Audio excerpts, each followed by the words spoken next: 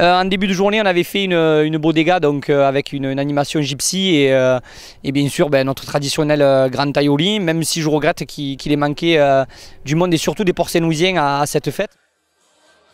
Cette fête-là est faite pour vous, elle est faite pour les Port-Saint-Louisiens, elle n'est pas tant faite pour faire venir du monde aux arènes, c'est véritablement fait pour que ce soit un moment de rassemblement entre nous. Donc c'est un peu le point négatif de la journée, c'est qu'il a manqué un petit peu de monde pour cette grande fête, même si ça a été très bien et qu'on s'est régalé comme chaque année.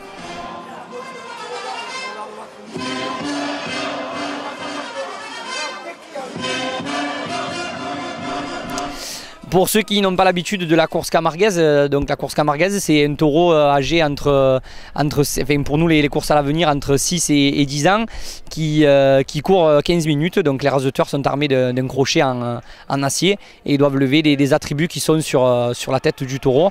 Et comme vous allez le voir dans les images, ça peut être très spectaculaire avec des taureaux qui sautent très très haut et qui aussi peuvent attraper des raseteurs. Malheureusement c'est ce qui est arrivé aujourd'hui.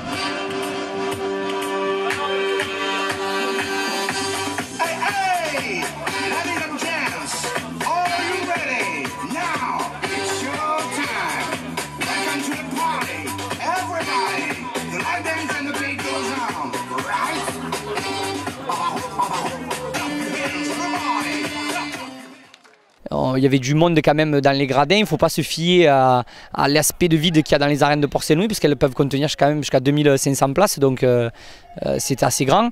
On a vu une première partie assez compliquée avec notamment l'accrochage qu'il y a eu avec le raseteur Martin Cochet qui a pris un coup de corne dans le bras.